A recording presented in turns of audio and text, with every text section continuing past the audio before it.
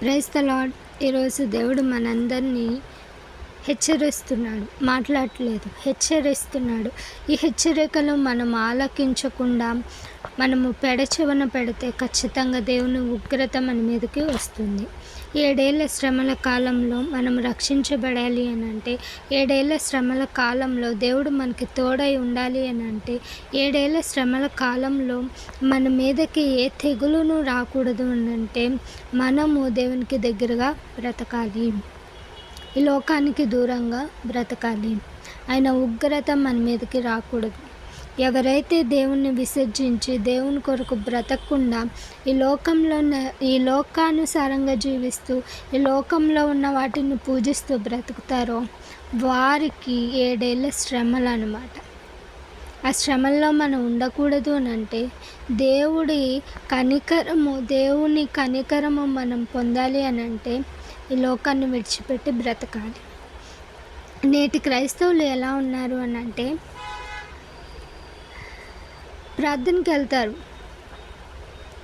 దేవుని మీదే ఆధారపడతారు, కానీ ఇంటికి వస్తారు, బూతులు మాట్లాడతారు, మందు తాగుతారు, సిగరెట్లు కాలుస్తారు, ఇంకా అనేకమైన పాపాలు చేస్తారు. ఆలోచనలో పాపం చేస్తారు, హృదయంలో పాపం చేస్తారు, శరీరంతో పాపం చేస్తారు, ఎన్నో విధాలైన పాపాలు చేస్తారు. కొంతమంది క్రైస్తవుల ఆలోచన ఎలా అంటే, రక్షణ పొందితే చాలు పరలోక రాజ్యం వస్తుంది, మనం పాపం చేసినా మనము విడవబడము, ఎత్తబడతాము అనే భ్రమల్లో ఉంటాయి. చాలామంది క్రైస్తవులు అపనమ్మకం ఇదే. ఇది శరీరము, పాపం చేస్తాము, పాపానికి దూరం అవ్వలేము అంటే, మరి క్రీస్తు యేసు ప్రభువారు శరీరాన్ని ధరించే పుట్టాడు కదా, కానీ పాపం లేకుండా జీవించాడే. ఆయన వచ్చిన పనిని ఆయన మర్చిపోలేదే. ఆయన పరిశుద్ధంగా పుట్టాడు, పరిశుద్ధంగానే చనిపోయాడు కదా. మనము ఎందుకు దేవుడు 33.5 సంవత్సరాలు యేసు ప్రభువారి లోకంలో జీవించాడు అని అంటే, మనము ఎలా బ్రతకాలి అని ఆయన నేర్పించాడు. కానీ ఈనాడు క్రైస్తవులు అలా బ్రతకడం లేదు. క్రీస్తు వలె బ్రతకాలి, పాపము మన దరికి చేరకుండా బ్రతకాలి, ఈ లోకం అనే పాపము మలినము మనకి అంటకుండా బ్రతకాలి. కానీ అలా నేటి క్రైస్తవులు బ్రతకడం లేదు. అందుకే దేవుడు హెచ్చరిస్తున్నాడు, ఇప్పటికైనా మారితే 7 ఏళ్ల శ్రమల కాలంలో మన మీద దేవుడు కనికరము చూపిస్తాడు. గమనిస్తే మత్తయి సువార్త 24-25 అధ్యాయాలు, 2 అధ్యాయాలు చదివినట్లయితే, 24 అధ్యాయం మొత్తం చదివినట్లయితే, శ్రమలు కాలం వస్తుంది, శ్రమలు అనుభవిస్తారు అని యేసుప్రభు వారు ముందుగానే తన శిష్యులతో చెప్పడం జరిగింది. 25వ అధ్యాయంలోకి వస్తే, 5 మంది బుద్ధిగల స్త్రీల గురించి, 5 బుద్ధిహీనత గల స్త్రీల గురించి చెప్పబడుతుంది. అంటే దేవుని కొరకు కనిపెట్టుకున్న వారు ఎత్తబడతారు, దేవుని కొరకు కనిపెట్టుకొనక ఉన్నవారు విడవబడతారు అని స్పష్టంగా రాయబడి ఉంది. అంటే ఈ నేటి కాలంలో ఎంతోమంది క్రైస్తవులు గమనిస్తే, దేవుని కొరకు బ్రతుకుతూ చనిపోయిన వారు ఎంతోమంది క్రైస్తవులు ఉన్నారు. ఎంతోమంది అబద్ధ ప్రవక్తలు లెగుస్తున్నారు. ఎంతోమంది క్రైస్తవులే దేవుణ్ణి విసర్జించి విగ్రహాల వైపు వెళ్ళి వారి జీవితాన్ని నాశనం చేసుకుంటున్నారు. అన్యదేవతల్ని పూజించకూడదు, నేను తప్ప వేరే దేవుడు ఉండకూడదు అనేదే దేవుని మొదటి ఆజ్ఞ. అదే తప్పుతున్నారు. ఇతరుల్ని ప్రేమించాలి అనేదే దేవుని 2వ ఆజ్ఞ. అది తప్పి జీవిస్తున్నారు. నిన్ను వలె పొరుగువారిని ప్రేమించాలి అన్నాడు, అది తప్పుతున్నారు. కుటుంబంలో ఐక్యత, సమాధానం ఉండాలని, కుటుంబాల ఐక్యత, సమాధానమే లేదు. ఎందుకు లేదు అంటే మన కుటుంబంలో ప్రార్థన లేదు. మన కుటుంబంలో దేవుని కొరకు బ్రతకడం లేదు. మన కుటుంబంలో వాక్యము లేదు. అందుకే ఎన్నో కుటుంబాలు నాశనం అయిపోతుంది. క్రైస్తవుల కుటుంబాలే నాశనం అయిపోతుంది. నేను ఎవరి గురించి మాట్లాడట్లేదు, దేవుడు ఎవరి గురించి మాట్లాడట్లేదు, కేవలం క్రైస్తవుల గురించే మాట్లాడుతున్నాడు. క్రైస్తవులే పాపము ఎక్కువ చేస్తున్నారు. రక్షణ పొందుతున్నారు కానీ దేవుని కొరకు బ్రతకలేకపోతున్నారు. లోకంలో ఉన్న పాపాన్ని జీవితంలోకి ఆహ్వానించి దేవునికి దూరం అయిపోయి జీవితాన్ని నాశనం చేసుకుంటున్నారు. వారి కొరకే దేవుడు హెచ్చరికలు పంపిస్తున్నాడు. ఒక్క నిమిషము దేవుని వాక్యాన్ని మనము విందాము, మేలులు పొందుకుందాం, మన జీవితాన్ని మార్చుకుంటే చాలండి. 7 ఏళ్ల శ్రమల్లో నుండి దేవుడు మనల్ని ఖచ్చితంగా రక్షిస్తాడు. ఆనాడు యోనా ద్వారా నినివే పట్టణంతో మాట్లాడిన దేవుడు ఈనాడు నీతో నాతోనూ మాట్లాడుతున్నాడు, మనందరితోనూ మాట్లాడుతున్నాడు. కొద్ది నిమిషాలు మనము ఆలకిద్దాము. నేటి క్రైస్తవులకు దేవుని హెచ్చరికలు. ఇప్పుడున్న క్రైస్తవులకు దేవుడు ఎలాంటి హెచ్చరికలు ఇస్తున్నాడు అని అంటే, ముందుగా మనము నినివే పట్టణం గురించి మాట్లాడుకుందాం. నినివే పట్టణము ఘోరమైన పాపంతో నిండి ఉంది. నరహత్యలు చేస్తుంది, అలాగే జారత్వంలో ఉంది, అలాగే అది చేతబడి, ఆ పట్టణము చేతబడి చేస్తుంది. వేశ్యలు ఉన్నారు ఆ పట్టణంలో, అలాగే విగ్రహారాధన చేస్తున్నారు. సో వీటినన్నిటినీ చూసి దేవుడు విసుకుపోయి అలసిపోయి వారి మీద కోపముతో దేవుడు రగిలిపోతున్నాడు. నహూము ద్వారా వారి మీద ఎంత కోపము, దేవుడు ఎంత ఉగ్రతతో ఉన్నారో తెలియజేస్తున్నాడు. వారు చేసిన పనులకు దేవుడు ఎంతగా కోపము రగులుతుంది అని అంటే, దేవుని కోపం ఎంతగా రగులుతుంది అంటే వారిని అసహ్యిస్తున్నాడు, వారిని చంపాలనుకుంటున్నాడు, నాశనం చేయాలనుకుంటున్నాడు, వారి పాపాలన్నిటిని కూడా బట్టబయలు చేయాలి అని అనుకుంటున్నాడు. వారందరిని కూడా రాజ్యముల ఎదుట కూడా అవమానించాలనంత కోపముతో దేవుడు ఉన్నాడు. సో ఈ నహూము గ్రంథం అంతా చదివితే నినివే పట్టణం పైన దేవుని ఉగ్రత ఎంతగా రగులుకుందో, ఆ పాపాన్ని చూసి దేవుడు ఎంతగా కోపం తెచ్చుకున్నాడో అనేది మనకి తెలుస్తుంది. ఇది నేటి క్రైస్తవులకి ఎలా అన్వయించుకోవాలి అనేది దేవుడు ఆఖరిలో మనతో మాట్లాడతాడు. ముందుగా నినివే పట్టణం గురించి మనం తెలుసుకుందాము. దేవుడు ఎంత ఉగ్రతతో ఉన్నాడో ముందుగా తెలుసుకుందాము. భయము భక్తితో వాక్యాన్ని విందాము. నహూము గ్రంథము 3వ అధ్యాయం 5వ వచనంలో, నీవు చేసిన అధిక జారత్వమును బట్టి సైన్యములకు అధిపతియగు యెహోవా వాక్కు ఇదే, నేను నీకు విరోధినై ఉన్నాను. నీ చెంగులు నీ ముఖము మీద కెత్తి జనములకు నీ మానమును, రాజ్యములకు నీ అవమానమును నేను బయలుపరుతును. 10 మంది ఎదుట నీ మీద మాలిన్యము వేసి నిన్ను అవమానపరచెదను. దేవుడు ఎందుకు ఈ మాట మాట్లాడుతున్నాడంటే, అనేక మంది ఏమంటారు అని అంటే ఇది బూతు మాట కాదు. దేవుని కోపము ఆ పట్టణం మీద రగుల్చుంది. దేవుడు ఏం చేస్తాడో అనేది ఆ పట్టణానికి చెప్తున్నాడు. ఇంకా మారకపోతే అంటే ఇలాంటి స్థితిలో ఉన్నారు, పాపంలో ఉన్నారు, పాపంతో కొట్టుమిట్టాడుతున్నారు, పాపంలోనే ఆనందిస్తున్నారు. వారు నినివే పట్టణ ప్రజలు పాపంలోనే ఆనందిస్తున్నారు. వారి మీదకి దేవుని ఉగ్రత. ఇంకా అలాగే ఉంటే వారందరినీ ఏం చేస్తాడు అంట, అవమానపరుస్తానని చెప్తున్నాడు. రాజ్యములకు వారిని అవమానపరుస్తాడు, మానమును చూపిస్తాడు. అంటే ఎంత ఘోరంగా దేవునికి అంత కోపం తెప్పించి ఉన్నారంటే, ఎంత ఘోర పాపపు స్థితిలో వారు ఉన్నారు అని అంటే దేవుడు ఈ మాటలు మాట్లాడాడు. అంటే వారి మీదకి దేవుని కోపం అంతగా రగులుకుంటుంది. దేవుడు అంతగా వారి మీద కోపపడుతున్నాడు. ఎంత కోపం అంటే వారు చేసిన పనులన్నిటిని బయట పెట్టి వారిని, అంటే ఒకరు ఎప్పుడు తలదించుకుంటారు?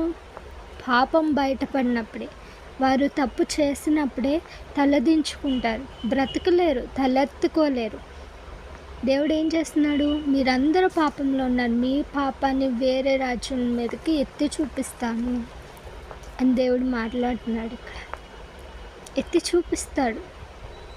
అంత శక్తిమంతుడైన, అంత కోపం ఆయనలో ఉంది, రగులుకుంది. ఎందుకు రగులుకుంది అని అంటే, నహూము ఎంత పాపపు స్థితిలో ఉంది అని అంటే, నహూము గ్రంథం 3వ అధ్యాయము 1వ వచనము 4వ వచనము 18, 19 వచనాలు మనము క్షుణ్ణంగా పరిశీలిద్దాం. నహూము గ్రంథము 3వ అధ్యాయము 1వ వచనము 4వ వచనము 18, 19 వచనాలని సరిగ్గా మనము పరిశీలన చేద్దాం. అక్కడ వారు చేసిన పాపాలు ఏంటి అనేది మనం తెలుసుకుందాం. ఎందుకు దేవునికి అంత కోపం వచ్చింది, మాటలు దేవుడు మాట్లాడాడు అనేది చూద్దాం. నరహత్య చేసిన పట్టణమా నీకు శ్రమ. వీళ్ళు ఏం చేశారంట? నరహత్య చేశారు.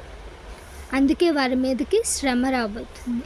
అది ఎడతెగక ఎరపట్టుకొనుచు మోసముతోనూ బలాత్కారముతోనూ నిండి ఉన్నది. ఇంకోటి ఏంటి? మోసముతో బలాత్కారముతో ఆ పట్టణం నిండి ఉంది. నరహత్య చేస్తున్నారు, మోసము బలాత్కారము అనేవి ఆ పట్టణంలో నిండి ఉంది. అందుకు వారి మీదకి ఏం రాబోతుంది? శ్రమ. వారికి శ్రమ. 4వ వచనం చూస్తే, చక్కని దానవై వేశ్యవై చిల్లంగితనమందు జ్ఞానము గల దానవై జారత్వము చేసి జనాంగముల మీద చిల్లంగితనము జరిగించి సంసారములను అమ్మివేసిన దానా. వీళ్ళు ఇంకా ఏం చేశారు? వేశ్యలుగా ఉన్నారు, అలాగే చేతబడి చేస్తున్నారు, అలాగే వివాహేతర సంబంధాలు పెట్టుకుంటున్నారు. సంసారాన్ని ఏం చేస్తున్నారు? వాళ్ళు అమ్మి వేసుకుంటున్నారు. అందుకే వారి మీదకి దేవుని ఉగ్రత వచ్చి ఉన్నది. 18, 19 వచనాలు చూసుకుంటే, అష్షూరు రాజా, నీ కాపరులు నిద్రపోయిరి, నీ ప్రధానులు పండుకొనిరి, నీ జనులు పర్వతముల మీద చెదరిపోయిరి, వారిని సమకూర్చిన వాడొకడును లేడు. నీకు తగిలిన దెబ్బ బహు చెడ్డది, నీ గాయమునకు చికిత్స ఎవడునూ చేయజాలడు. జనులందరూ ఎడతెగక నీ చేత హింస నొందిరి. నిన్ను గూర్చిన వార్త వినువారందరూ నీ విషయమై చప్పట్లు కొట్టుదురు. ఇక్కడ ఏమని ఉంది? జనులందరూ ఎడతెగక నీ చేత హింస నొందిరి. అష్షూరు రాజు చేత జనులందరూ కూడా హింస పొందారు. అందుకు దేవుడు వేసే శిక్ష ఏంటి అని అంటే, అతని నాశనము. ఆ పట్టణపు నాశనాన్ని చూసి జనులందరూ చప్పట్లు కొడతారు. అతని నాశనాన్ని, అష్షూరు రాజు యొక్క నాశనాన్ని, పతనాన్ని చూసి జనులందరూ ఏం చేస్తారు? చప్పట్లు కొడతారు. ఇది దేవుడు వారి మీద వేయబోతున్న శిక్ష. దేవుని కోపము వారి మీద అంతగా రగులుకుంది.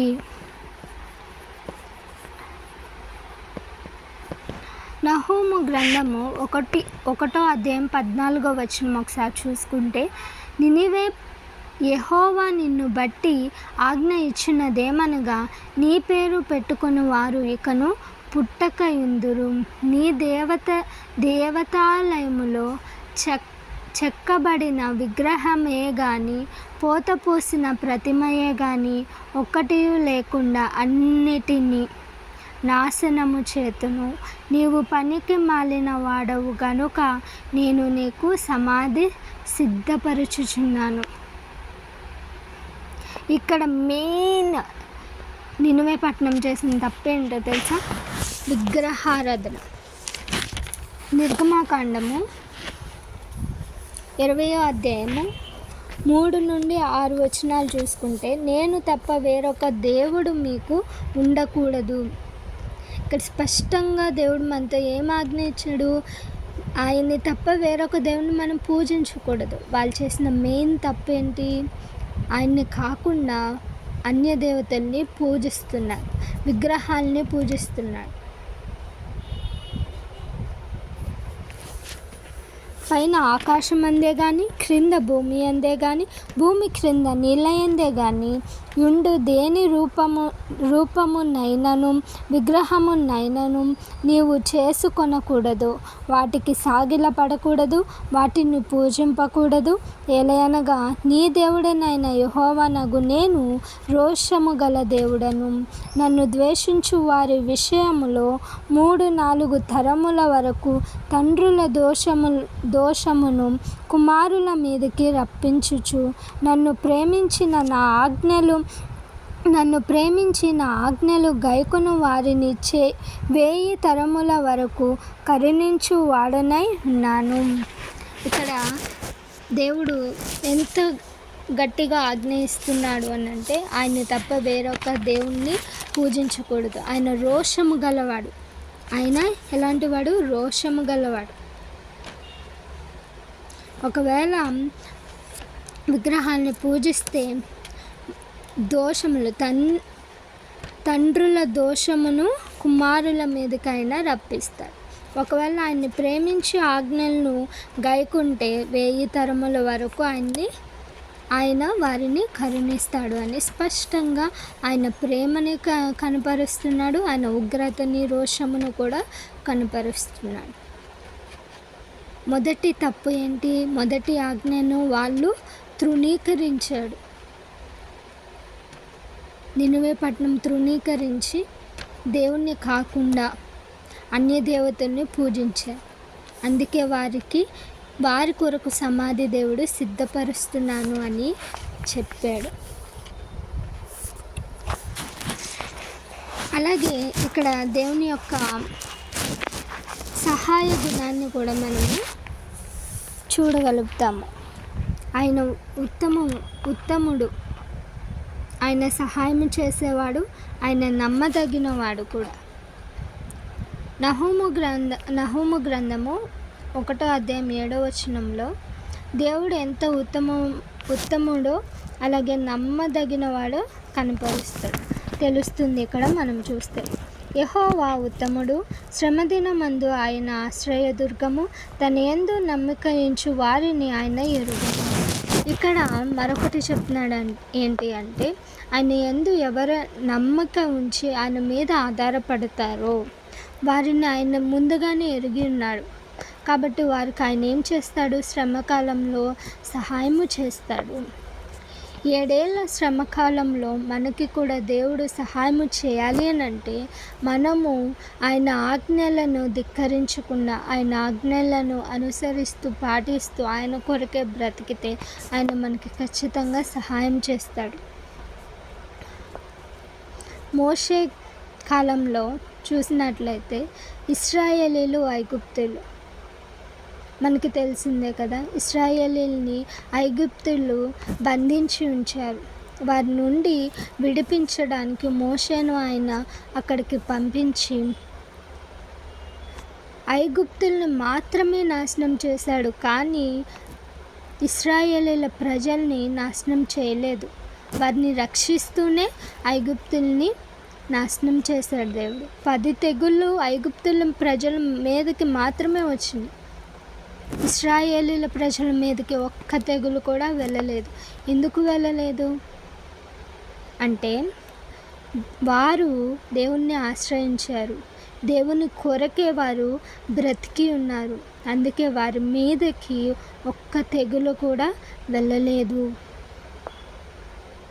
ఇక్కడ కూడా దేవుడు ప్రేమ ఇక్కడ తెలియపరుస్తున్నాడు. ఆయన ఉగ్రత, అలాగే సేమ్ టైమ్ ఆయన సహాయ గుణము, నమ్మకత్వము, ఆయన నమ్మదగిన వాడని, ఉత్తమముడని మనకి ఇక్కడ తెలుస్తుంది.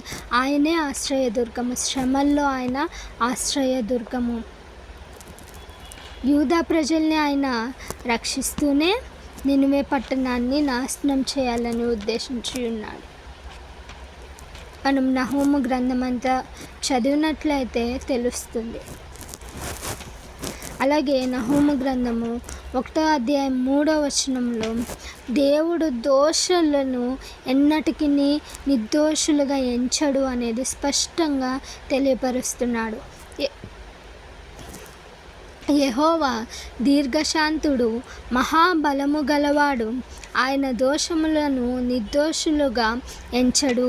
యెహోవా తుఫానులోను సుడిగాలిలోను వచ్చువాడు, మేఘములు ఆయనకు పాదధూళిగా నున్నవి.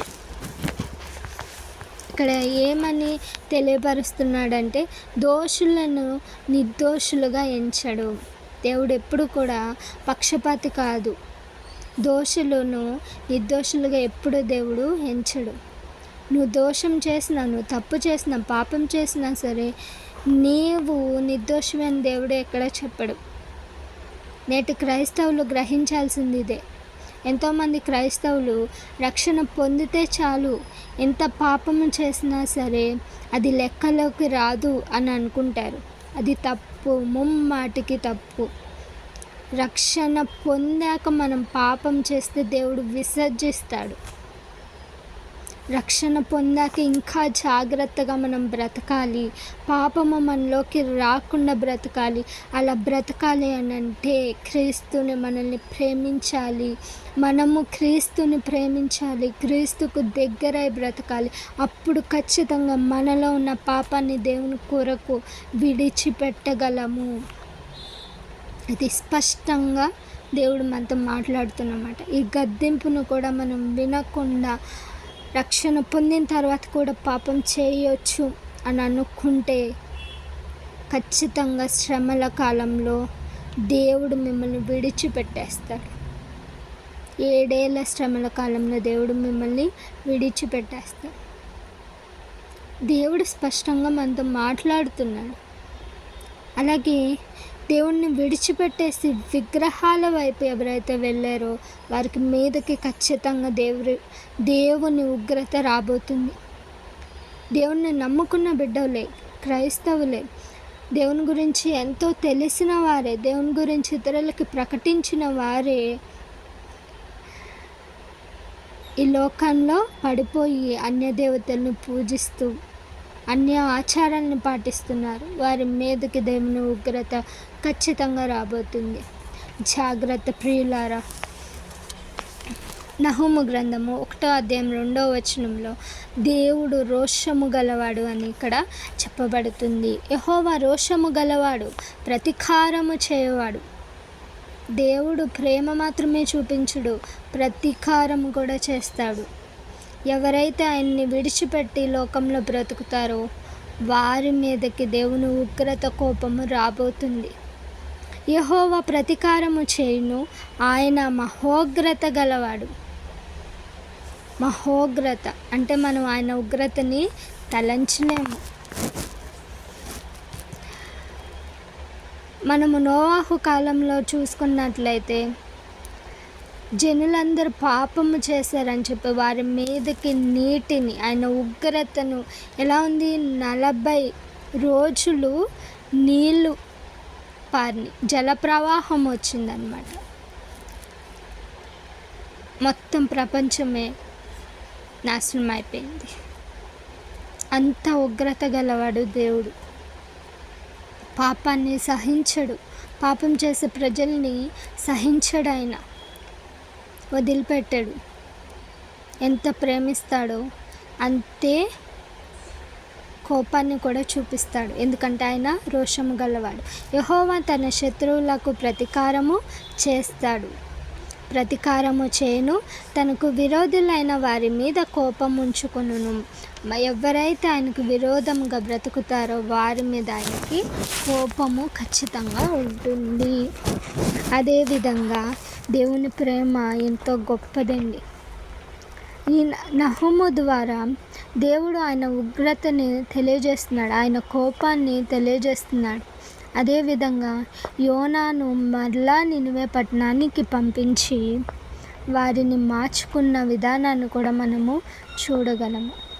ఒకసారి చూద్దామా? యోనా గ్రంథము 3వ అధ్యాయము 4వ వచనం.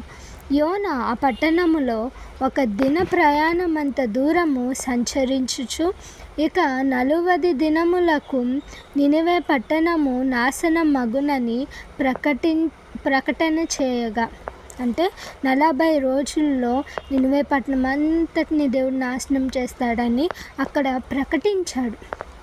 ఎందుకు తెలియజేస్తాడు అని అంటే, వారు మారతారేమో, ఇకనైనా మారతారేమో అని దేవుడు అక్కడ వారి మీద ప్రేమను కనపరుస్తున్నాడు. వారు ఎంతో ఘోరం పాపం చేశారు.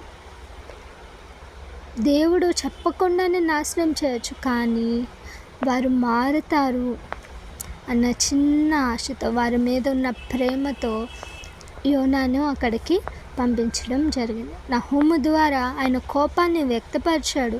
ఆయన ఎలాంటి వాడో తెలియజేశాడు. ఇప్పుడు యోనా ద్వారా తన బిడ్డలను మార్చుకోవాలనుకుంటున్నాడు. చూద్దామా? అక్కడ ప్రకటించాడు. తర్వాత ఏమైందో మనం చూద్దాము. యోనా గ్రంథము 3వ అధ్యాయము 5 నుండి 8 వచనాల్లో జాగ్రత్తగా చూద్దాం. నినివే పట్టణపు వారు దేవుని యందు విశ్వాసముంచి ఉపవాస దినము చాటించి గనులేమి అల్పులేమి అందరూ గోనెపట్ట కట్టుకొనిరి. ఆ సంగతి నినివే రాజునకు వినబడినప్పుడు అతడును తన సింహాసనము మీద నుండి దిగి తన రాజు వస్త్రములు తీసివేసి గోనెపట్ట కట్టుకొని బూడిదలో కూర్చుండెను. మరియు రాజైన తానును ఆయన మంత్రులను ఆజ్ఞేయగా, ఒకవేళ దేవుడు మనస్సు త్రిప్పుకొని పశ్చాత్తాపుడై మనము లయము కాకుండా తన కోపాగ్ని చల్లార్చుకొనును గనుక మనుష్యులు ఏదియు పుచ్చుకొనకూడదు, పశువులు కానీ ఎద్దులు కానీ గొర్రెలు కానీ మేత వేయకూడదు, నీళ్లు త్రాగకూడదు. నినివే పట్టణం నాశనం అవుతుంది అని చెప్పగానే వారందరూ ఏం చేశారు? గోనెపట్ట కట్టుకొని బూడిద జల్లుకొని ఉపవాసం ఉండి ప్రార్థన చేశారు. ఇదే దేవుడు మనలో కోరుకుంటున్న మార్పు. దేవుడు అందరినీ ఒకేసారి నాశనం చేయరు. పాపం చేస్తే ఒకేసారి మనల్ని నాశనం చేసే దేవుడు కాదు. ఆయన ప్రేమ కలిగిన వాడు. ఇంకా మనం మారుతామేమో, ఇంకా ఆయన వైపు తిరుగుతామేమో అని అనేక మంది ప్రవక్తల ద్వారా ఆయన వాక్యాన్ని చెప్తున్నాడు, చాటి చెప్తున్నాడు. ఆయన వాక్యం ద్వారా మనల్ని మార్చడానికి ప్రయత్నిస్తున్నాడు. ఎంతోమంది ప్రవక్తలను పంపిస్తూ ఉన్నాడు. అయినప్పటికీ మనం మారకపోతే కష్టాల పాలవుతాం. నినివే పట్టణం ఆ మాట వినంగాల్ని నశించిపోతాము అని వినంగాల్ని వారంతా కటిక ఉపవాసం ఉండి దీన స్థితిలో ఉండి దేవునికి మొరపెట్టారు. వారి హృదయాలన్నిటినీ ఆయన వైపు త్రిప్పుకున్నారు, రాజుతో సహా. మరి నువ్వు నేనేం చేస్తున్నాం? దేవుని కొరకు బ్రతుకుతున్నామా? దేవునికి భయపడుతున్నామా? దేవునిలో భయం ఉంటే ఖచ్చితంగా మనము నశించిపోతామేమో, దేవునికి దూరం అయితే మనకి జీవితమే ఉండదు అనే భయం మనలో ఉంటే ఖచ్చితంగా దేవునికి దగ్గరగా దేవుని ఆజ్ఞలను పాటిస్తూ కన్నీరు కారుస్తూ ఆయన కొరకే బ్రతుకుతాము. కానీ ఈనాడు క్రైస్తవులు అలా బ్రతకడం లేదు. ఆయన ఉగ్రత మన మీదకి రాబోతుంది. 7 ఏళ్ల శ్రమల కాలంలో ఆయన మనల్ని రక్షించాలి అని అంటే మనం ఆయన కొరకు బ్రతకాలి, ఆయనలో ఉండాలి. ఆయన ఎలా చెప్పాడో అలా మనము బ్రతకగలగాలి. ప్రతిరోజు బైబిల్ చదవాలి, ప్రార్థన చేయాలి. ఎవరు ఎన్ని మాటలున్నా, ఎన్ని అవమానాలు నిందలు మన మీదకి వచ్చినా, ఎన్ని కష్టాలు వచ్చినా కేవలం ఆయన మీద మాత్రమే ఆధారపడాలి. తిరిగి ఎవరిని మనము మాట అనకూడదు, బూతులు మాట్లాడకూడదు, నరహత్య చేయకూడదు, ఎవరిని ద్వేషించకూడదు. పాపంలో, లోకం అనే పాపంలో మనము బ్రతకకూడదు. ఈ లోకం అంతా దేవునికి వ్యతిరేకంగా ఉంది. ఈ వ్యతిరేకతలో మనం చేయించిన వారిగా బ్రతకాలి. దేవుని కోసం బ్రతకాలండి. అప్పుడు మాత్రమే దేవుని ఉగ్రత నుండి మనము తప్పించుకుంటాం. 7 ఏళ్ల శ్రమల కాలంలో మనము సురక్షితులుగా ఉంటాం. యోనా గ్రంథము 3వ అధ్యాయము 10వ వచనం చూస్తే, ఈ నినివే వారు తమ చెడు నడతలను మానుకొనగా వారు చేయుచున్న క్రియలను దేవుడు చూచి పశ్చాత్తాపుడై వారికి చేయుదునని తాను మాట ఇచ్చిన కీడు చేయక మానెను. అంత కటుకు ఉపవాసం ఉండి వారి హృదయాలు ఆయన వైపు త్రిప్పుకొన్నాడు. అందుకే దేవుడు ఏం చేశాడు? వారి మీదకి ఆయన చేస్తానన్న కీడును నిలిపివేశాడు. దేవుడు ప్రేమ కలిగినవాడు. ఆయన వైపు మన హృదయాల్ని తిప్పుకొని ఒక్కసారి ప్రార్థన చేసుకుని, ప్రభువా ఈ పాపాన్ని నేను విడిచిపెట్టేయాలనుకుంటున్నాను అని నిజముగా వాటిని విడిచిపెట్టేసి ఆ పాపాన్ని దేవునికి ఏదైతే ఇష్టమో, ఎలా బ్రతకడం ఇష్టమో అలాగే బ్రతికితే ఖచ్చితంగా దేవుడు 7 ఏళ్ల శ్రమల కాలంలో, కష్టాల కాలంలో మనల్ని ఖచ్చితంగా దేవుడు రక్షిస్తాడు. ఇదే కష్టకాలం అండి. క్రైస్తవులకి హింసలు వస్తున్నాయి, నిందలు వస్తున్నాయి, అవమానాలు వస్తున్నాయి. క్రైస్తవులు నశించిపోతున్నారు. ఈ కాలంలో మనము దేవుని కొరకు బ్రతకాలి, దేవుని వైపు తిరగాలి. ఎన్ని కష్టాలు వచ్చినా సరే పాపము మనలోనికి రాకుండా దేవుని కోసమే బ్రతికినప్పుడు ఖచ్చితంగా దేవుడు ఈ శ్రమల కాలంలో కూడా మనకి దేవుడు ఎంతగానో తోడుగా ఉంటాడు. యోనా గ్రంథం 4వ అధ్యాయము 11వ వచనం ద్వారా చూస్తే, యోనా గ్రంథం చదువుకున్నాం కాబట్టి మనకి తెలుస్తుంది. యోనాకి అస్సలు ఇష్టం లేదు. ఎందుకంటే వారు దేవుని వాక్యం తెలిస్తే వాడు మారిపోతారేమో అని భయం అన్నమాట. కానీ ఇక్కడ దేవుడు ఏం మాట్లాడుతున్నాడంటే ఆశ్చర్యం చూడండి.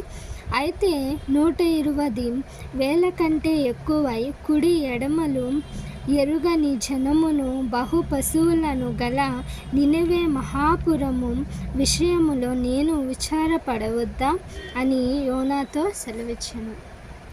యోనా విచారిస్తుంటే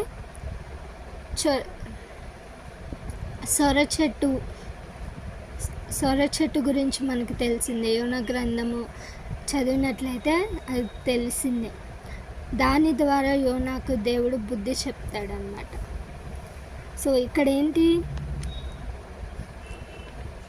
విచారపడవద్దా అంటే దేవునికి తన బిడ్డల మీద విచారణ ఉంటుంది. వారు ఎక్కడ నశించిపోతారో, వారు ఎక్కడ నా ఉగ్రతకు గురవుతారో అని బాధ అనేది ఆయనలో ఉంటుంది, ఖచ్చితంగా ఉంటుంది. అందుకే మార్చుకోవాలని చూస్తాడు. నినివే పట్టణం ఎలా అయితే మారు మనసు పొంది పాపాన్ని విడిచిపెట్టి దేవుని కోసమే బ్రతికిందో, మనము కూడా ఈనాడు మనలో ఉన్న పాపాన్ని, మనలో ఉన్న అపోహలను అన్నిటిని విడిచిపెట్టి దేవుని కొరకు బ్రతకాలి. బ్రతకగలిగితే ఏంటి లాభము అని అంటే చూద్దాం. అసలు ఎలా బ్రతకాలి? మనలో ఏమేం పాపం ఉంది, ఏ పాపం ఉంది, మనమేం పాపం చేస్తున్నాము అని అంటే చూద్దాము. నిర్గమాకాండం 20వ అధ్యాయం 3 నుండి 6 వచనాలు మనం చూస్తే, ఆయన్ని తప్ప వేరొక దేవుణ్ణి మనం పూజించకూడదు అని ఉంది. అనేక మంది క్రైస్తవులు రక్షణ పొందిన తర్వాత, అలాగే రక్షణ పొందక ముందు కూడా విగ్రహాల వైపు వెళ్ళిపోతున్నారు. రక్షణ పొందిన తర్వాత కొంతమంది క్రైస్తవులు విగ్రహాలని పూజిస్తున్నారు. మొదటి పాపం అది. ఇది వింటున్న వారిలో ఎవరైనా దేవుణ్ణి విడిచిపెట్టి విగ్రహాల వైపు వెళ్తే జాగ్రత్త సుమి, మీ మీదకి దేవుని ఉగ్రత రాబోతుంది. దాని నుండి నువ్వు తప్పించుకోవాలి అని అంటే మరలా నీ హృదయాన్ని మార్చుకొని ఆయన వైపు తిరగడమే నీకున్న ఏకైక దారి. ఎలా జయించాలి, ఎలా పాపాన్ని జయించాలి, అసలు ఏ పాపము మనలో ఉంది అని అంటే మొదటి పాపం ఏంటి? విగ్రహారాధన. ఇంకా మిగతావి శరీర కార్యములు, మనలో ఉన్న పాపాలు, వాటినన్నిటిని విడిచిపెట్టాలి. గలతీ రాసిన పత్రిక 5వ అధ్యాయం 19 నుండి 21 వచనాల్లో శరీర కార్యములు స్పష్టమై ఉన్నవి, జాగ్రత్తగా వినండి. అవి ఏవనగా జారత్వము, అపవిత్రత, కాముకత్వము, విగ్రహారాధన, అభిచారము, ద్వేషములు, కలహము, మత్సరములు, క్రోధములు, కక్షలు, భేదములు, విమతములు, అసూయలు, మత్తతులు, అల్లరితో కూడిన ఆటపాటలు మొదలైనవి. ఇవన్నీ కూడా శరీర కార్యములే. వీటిని గూర్చి నేను మునుపు చెప్పిన ప్రకారము పౌలు భక్తుడు మళ్ళా హెచ్చరిస్తున్నాడు గలతీ సంఘానికి. చూడండి, ఇట్టి వాటిని చేయువారు దేవుని రాజ్యమును స్వతంత్రించుకొనరు, స్వతంత్రించుకొనరని మీతో స్పష్టముగా చెప్పుచున్నాను. శరీర కార్యాలు మనలో ఉంటే దేవుని రాజ్యాన్ని మనం ఎన్నటికీ స్వతంత్రించుకోము. రక్షణ పొందాక పాపము చేసిన వారు కూడా వర్తిస్తారు. ఇది మనలో పాపం ఉంటే నువ్వు రక్షణ పొందినా సరే పరలోక రాజ్యానికి నీవు చేరుకోవు. వాక్యం స్పష్టంగానే ఉంది. మన ఆలోచనలే తప్పుగా ఉంది, మార్చుకోవాలి.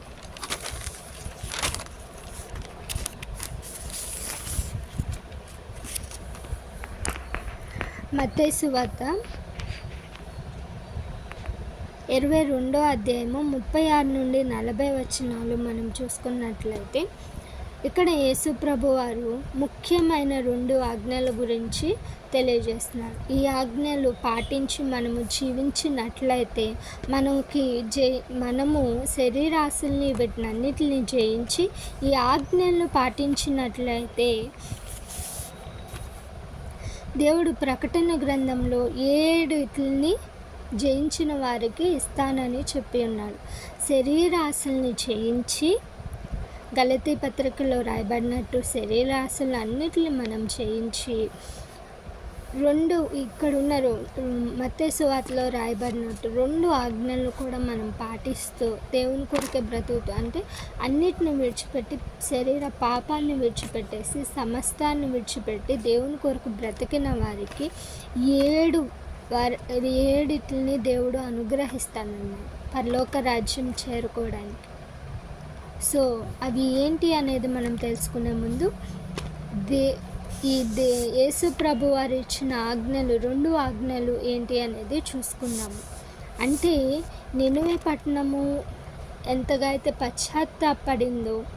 పశ్చాత్తాపడి పాపాన్ని విడిచిపెట్టి దేవుని కనికరాన్ని పొందుకుందో, ఇప్పుడు ఉన్న నేటి క్రైస్తవులు ఎవరైతే దేవునికి దూరమై లోకమనే పాపంలో మూఢనమ్మకాలు, అలాగే విగ్రహారాధన చేస్తూ మూఢనమ్మకాలు నమ్ముతూ పట్టింపులు పాటిస్తూ ఎవరైతే బ్రతుకుతున్నారో, ఎవరైతే దేవునికి దూరంగా లోకానికి దగ్గరగా బ్రతుకుతున్నారో, ఎవరైతే రక్షణ పొందాక కూడా ఇంకా పాపంలో ఉన్నారో, జయించలేకపోతున్నారో పాపాన్ని, వారితో దేవుడు మాట్లాడుతున్నాడు. ఏంటి అంటే, నీలో ఉన్న పాపాన్ని అన్నిటిని విడిచిపెట్టాలి అని అంటే ఒకే ఒక మార్గం దేవుడు.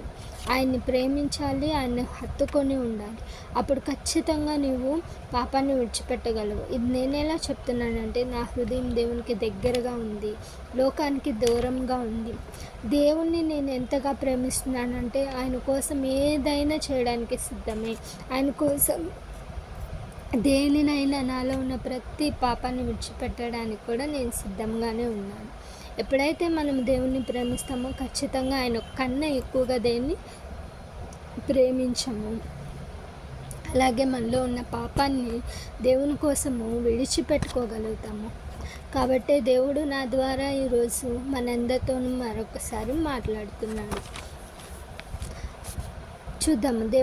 యేసు ప్రభు వారు ఇచ్చిన 2 ఆజ్ఞలు ఏంటంటే, బోధకుడా మత్తయి సువార్త 22వ అధ్యాయము 36 నుండి 40 వచనాలు.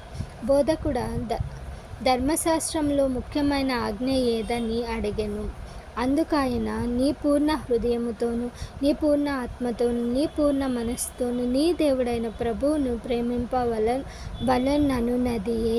అంటే ఇక్కడ మొదటి ఆజ్ఞ ఏంటి? నీ పూర్ణ హృదయముతో, మనస్సుతో, ఆత్మతో, నీ పూర్ణ హృదయంతో, పూర్ణ మనస్సుతో, పూర్ణ ఆత్మతో ప్రభువుని ప్రేమించాలి. యేసు ప్రభువుని ప్రేమించాలి. అది మొదటి ఆజ్ఞ. అలాగే నిన్ను వలె నీ పొరుగువాన్ని ప్రేమింపవలెనను రెండవ ఆజ్ఞ దాని వంటిది. క్రీస్తును ప్రేమించేవారు పొరుగువారిని కూడా ఖచ్చితంగా ప్రేమించగలరు. నిన్ను వలె నీ పొరుగువారిని కూడా ప్రేమించాలి. ఇప్పుడు మనము దేవుని కొరకు అన్నిటిని విడిచిపెట్టేసి దేవుని కోసమే బ్రతుకుతూ దేవుడిచ్చిన ఆజ్ఞలను పాటిస్తున్నట్లయితే మనకి వచ్చే ప్రతిఫలం ఏంటి అనేది తెలుసుకుందాం. ఒకవేళ దేవునికి మనం దూరంగా బ్రతికితే మన మీదకి వచ్చే ఉగ్రత ఏంటి? 7 ఏళ్ల శ్రమలు. 7 ఏళ్ల శ్రమల్లో దేవుడు మనకి తోడుగా ఎన్నటికీ ఉండడు. విడిచిపెట్టేస్తాడు, ఆ శ్రమలకి అప్పగిచ్చేస్తాడు. క్రైస్తవుల మీదకి శ్రమలు రాబోతున్నాయి అని ముందుగానే దేవుడు వాక్యం ద్వారా చెప్పి ఉన్నారు కదా. ఆ శ్రమల్లో వారికి సహాయం అనేది అందదు. ఎవరికి? దేవుణ్ణి విసర్జించి దేవుణ్ణి విడిచిపెట్టేసి లోకమనే పాపంలో పడిపోయిన వారికి, దేవుని మొదటి ఆజ్ఞని తిరస్కరించిన వారికి దేవుడు సహాయం ఎన్నటికీ చేయడు. అలాగే ఎవరైతే మారుమనసు కలిగి, మారుమనసు పొంది పాపంలో నుండి మళ్ళీ బయటికి వచ్చి దేవుని కోసమే బ్రతకాలి, దేవునిలోనే ఉండాలి అనుకుంటున్నారు, దేవుని కోసము మారారు, వారిని శ్రమల కాలంలో దేవుడు ఎన్నటికీ విడిచిపెట్టడు. శ్రమలకి వారిని అప్పగించడం. అలాగే ఇక్కడ 7 జయించిన వారికి, పాపాన్ని జయించి దేవుని కోసం బ్రతికిన వారికి 7 దేవుడు ఇస్తాడు. అవి ఏంటి అనేది మనం చూద్దాము. ప్రకటన గ్రంథము 2వ అధ్యాయము 7వ వచనము, 11వ వచనము, 17వ వచనము, 26, 27 వచనాలు చూడండి. మళ్ళా చెప్తున్నాను. ప్రకటన గ్రంథము 2వ అధ్యాయము 7వ వచనము, 11వ వచనము, 17వ వచనము, 26 నుండి 27 వచనాలు. అలాగే 3వ అధ్యాయము 5వ వచనము, 12 వచనము, 21వ వచనాన్ని చూడండి. ఇదంతా దేవుడు జయించిన వారికి, పాపాన్ని జయించి దేవుని కోసం బ్రతికిన వారికి సిద్ధపరిచిన 7 వనరులు అన్నమాట. అంటే 7 సిద్ధపరిచిన 7 జయించిన వారికి దేవుడు సిద్ధపరిచిన 7 ఉన్నాయి. అవి ఏంటి? ఏమేమి సిద్ధపరిచాడు? ఆ 7 ఏంటి అనేది మనము ఈరోజు తెలుసుకుందాము. ఇది కేవలము పాపాన్ని జయించి దేవుని కోసం బ్రతికిన వారికి మాత్రమే ఈ 7 లభిస్తాయి. మొదటిది, దేవుని పరదైసులో ఉన్న జీవ వృక్ష ఫలములు భుజిస్తారు. జీవ వృక్ష ఫలములు వారు ఏం చేస్తారు? భుజిస్తారు. ఆదికాండము 1వ అధ్యాయంలోకి మనం వెళ్ళినట్లయితే, పాపం లేకముందు దేవుడు అన్నీ సిద్ధపరిచాడు అన్నమాట. అక్కడున్న ఆ జీవ వృక్ష ఫలంని మనము పూజిస్తాము. అంటే నిరంతరము జీవిస్తామన్నమాట. నిరంతరము జీవించే ఆ వృక్ష ఫలాన్ని మనము భుజించగలము. ఎక్కడుంది ఆ వృక్షము అని అంటే పరదైసులో, పరలోకంలో ఉంది. అంటే ఎవరైతే పాపాన్ని జయిస్తారో వారు పరలోక రాజ్యానికి చేరుకుంటారు. అక్కడ ఏదైనా తోటను కూడా మనం చూడగలిగే అవకాశం ఉంది. అది మనం చూడగలగాలి అని అంటే మనం ఎక్కడికి వెళ్ళాలి? పరలోక రాజ్యానికి వెళ్ళాలి. పరలోకానికి వెళ్ళాలంటే పాపాన్ని జయించాలి. జయించిన వారు మాత్రమే అక్కడికి చేరగలరు. జీవ వృక్ష ఫలాన్ని తినగలరు. అంటే నిరంతరము క్రీస్తుతో కూడా మనము జయించగలుగుతాము. అంటే క్రీస్తుతో కూడా మనము జీవించగలుగుతాము. క్రీస్తుతో కలిసి పాపాన్ని జయించి క్రీస్తుతో కూడా బ్రతకాలి. అంటే దేవుడు మనకి మొదటిగా ఏమిస్తానన్నాడు? పరదైసిలో ఉన్న జీవవృక్ష ఫలాన్ని మనము భుజిస్తాము. అంటే ముందుగా మనం ఎక్కడికి వెళ్తాము? పరలోక రాజ్యానికి వెళ్తాము. రెండవదిగా, రెండవ మరణము వలన ఏ హాని మనకి రాదు అని ఇక్కడ తెలియజేస్తున్నాడు యేసు ప్రభువారు. రెండవ మరణము రాదు. రెండవ మరణం ఏంటి అని అంటే నరకము. అది మనకి రాదు. ఎవరైతే జయిస్తారో, పాపాన్ని జయించి దేవుని కోసమే బ్రతుకుతారో వారి మీదకి రెండవ మరణము రాదు.